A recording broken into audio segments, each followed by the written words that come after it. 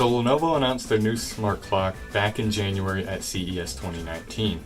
Now, nearly 5 months later, Lenovo is finally ready to let everyone in on the smart clock goodness.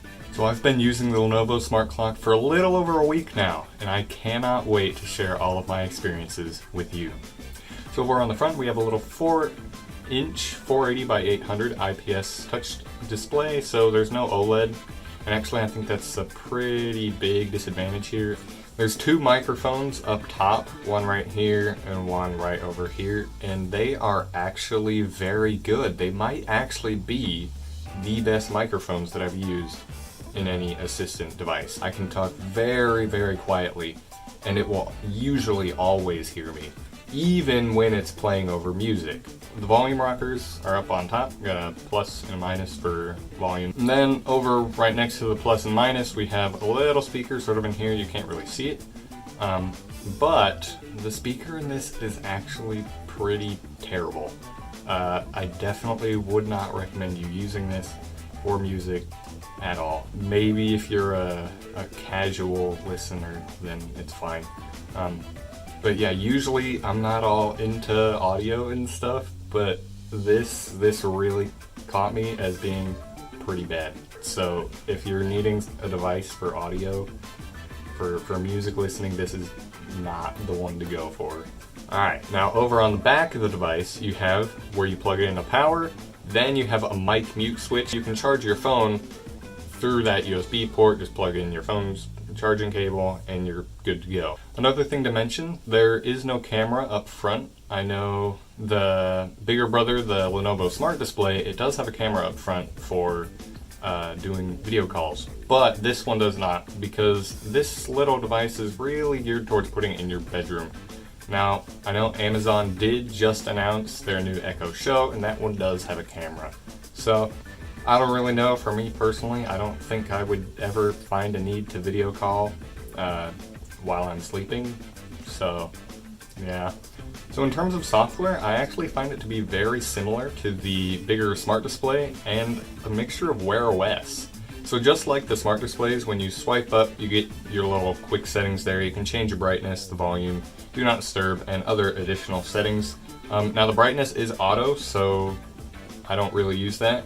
Swipe down from the top and you have more quick settings, quick actions. Basically up top you can set an alarm, you can set a nap timer, or you can play music. One thing that I do like though is when you swipe down you can actually control the lights in your room, so you don't have to use your voice. Maybe if you're sleeping and you need to quickly turn them on, using your voice might not be so fast. But speaking of that though, the voice recognition is very quick and snappy on here. Right when you say the keyword, it responds pretty quickly to your request. So now if you swipe over to the right, you can change the alarm, you can check the weather, and you can see calendar events. I would imagine eventually they're going to add some more things here that you can do.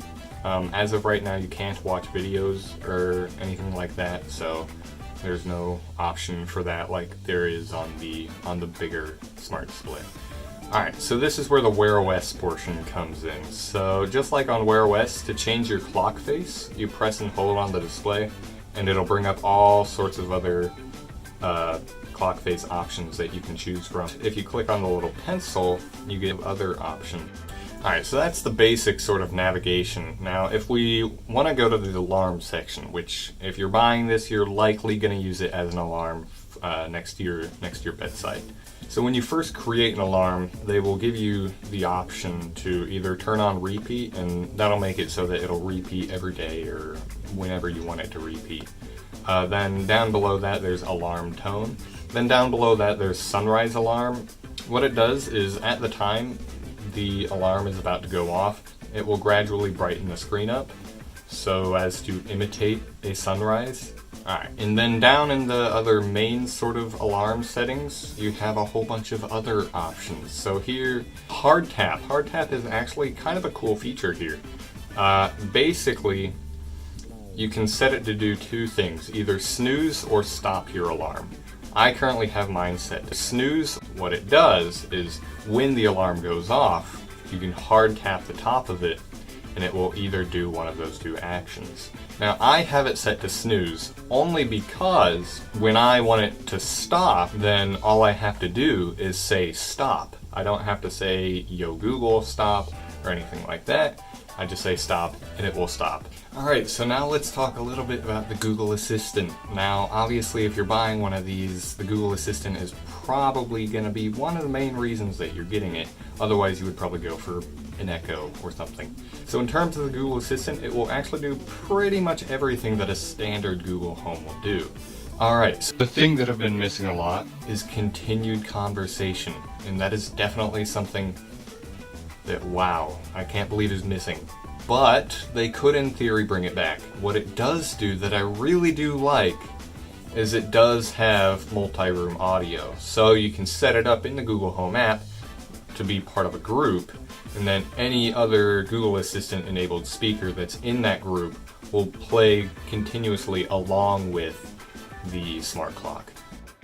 So now obviously the last thing to go over is price. This thing currently is starting at $80. You can buy it starting today. Now, is it worth $80? Maybe. It depends on, do you really want this? The other thing to think about is a lot of times the bigger brother, the Smart Display, or other smart displays from Google, a lot of times those prices, when on sale, are pretty low down there with this thing.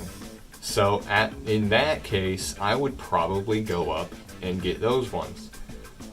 But if this thing goes on sale, maybe for $60, $70, yeah, I probably would go for this. Alright, so finally I want to give a very big thank you to Lenovo for giving me the opportunity to review this thing for you guys a little bit early. Now, although they did send this to me early, I do have to send it back. So yeah, that was pretty awesome.